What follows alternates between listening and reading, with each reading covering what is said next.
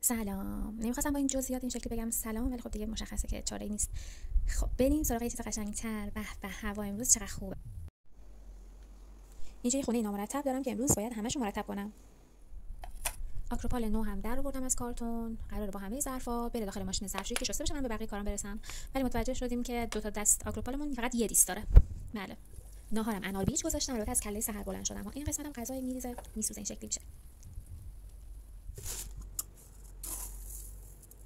گفتم برنجم پیمونه کنم، بشورم، بذارم بپزه، چون ممکنه که دم ظهر برق قطع بشه، همزمان آبم نداشته باشیم.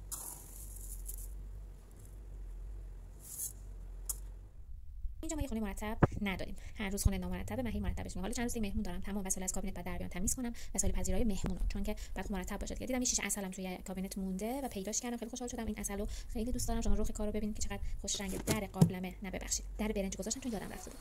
خاله نینیمون اومد که یکم باش بازی کنه، سرگرمش کنم، من به کارم برسم.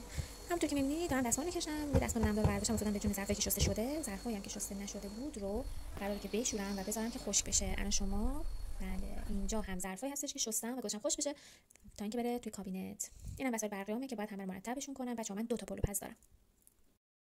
خب بریم سراغ ویوی آشپزخونه‌ام که خیلی دوستش دارم. تنها دلخوشم وقتی اینجا میسم ظرف میشورم همینه. قشنگ باید تمام این گوشه کنارا رو دستمال بکشم.